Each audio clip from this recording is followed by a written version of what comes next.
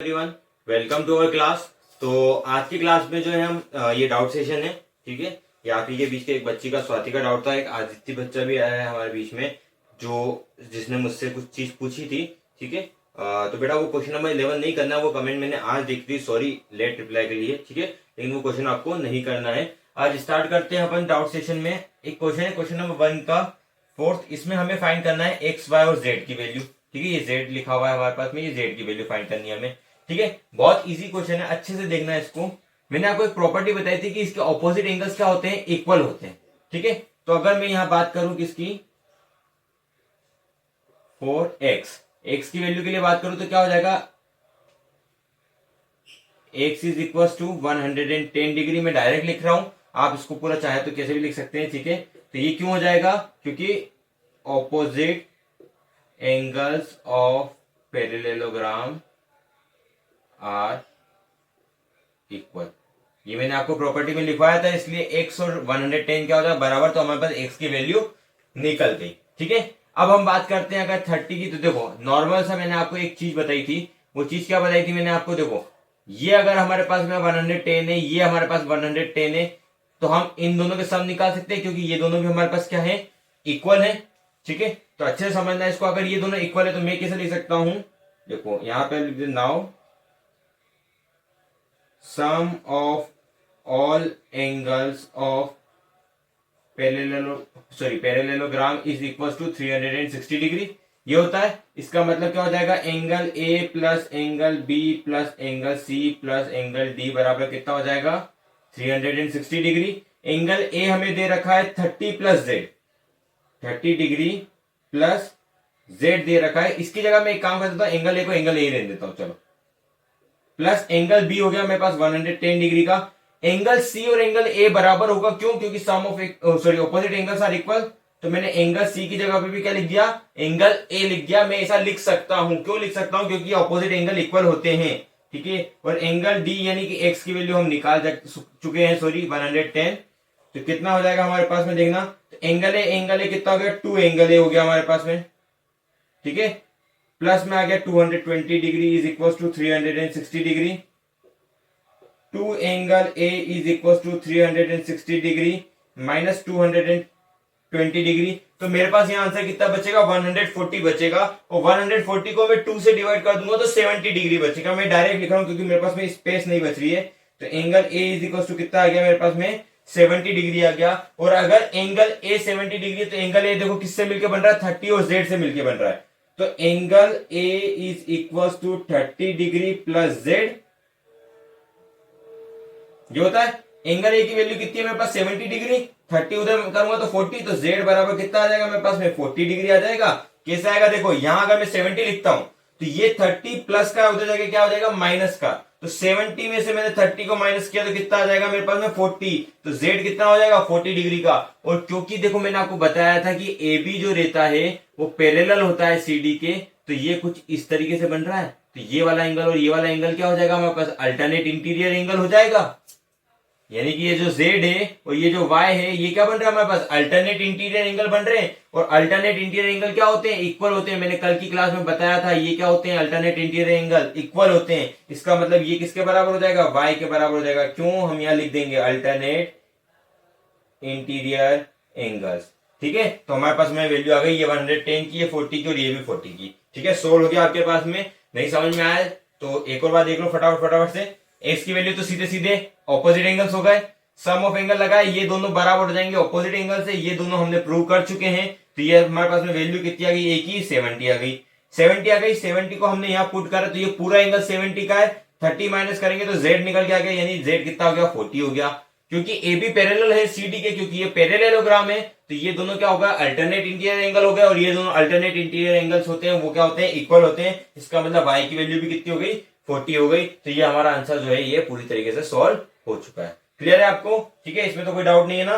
चलिए आगे बढ़ता हूं मैं क्वेश्चन नंबर 6 की तरफ। क्वेश्चन नंबर 6 में हम एक शॉर्ट में मैंने क्वेश्चन लिख रखा है, बुक में आप इसको पूरा कंप्लीट क्वेश्चन को देख लेना। मैंने शॉर्ट में लिखा है, क्या लिखा है, एबीसीडी पैरेललोग्राम है, 2 एंगल दे रखे हैं और 2 एंगल को हमें निकालना है। तो सबसे पहले मैं बना देता हूं अपना एक पैरेललोग्राम एबीसीडी, क्योंकि मुझे डायग्राम बना हुआ नहीं दे रखा है। तो ये मान लो मैंने बना दिया एक पैरेललोग्राम ए, ये बी, ये सी, और ये डी बना दिया मैंने, ठीक है।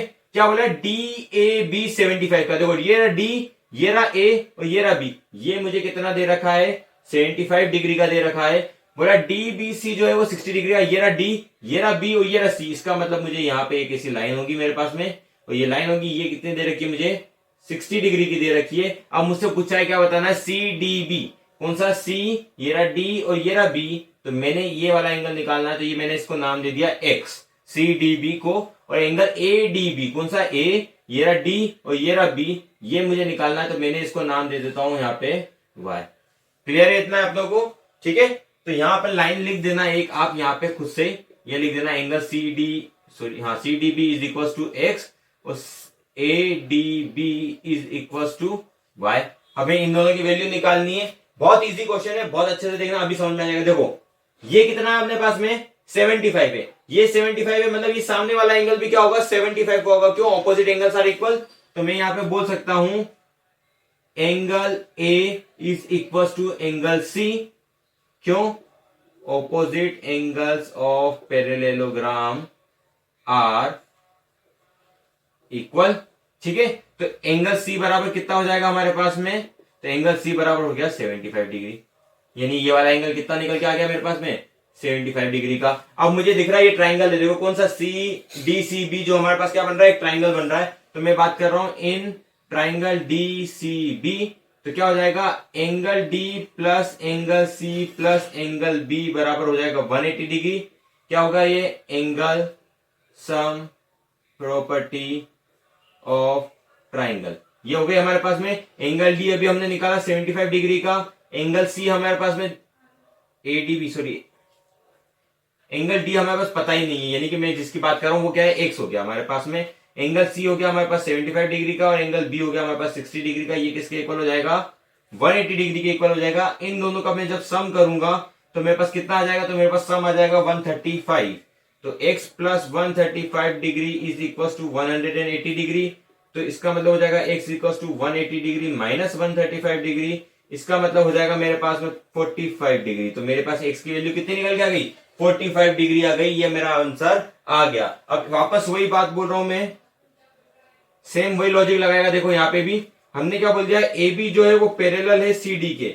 ये वाली लाइन जो है हमारे पास में पैरेलल है इस वाले लाइन के। इसका मतलब क्या होगा, ये देखो जेड बन रहा है कुछ इस तरीके से, ये इधर आ रहा है, ये इधर आ रहा है, ये इधर आ रहा है, ये ए है, ये बी है, ये सी है, ये डी है।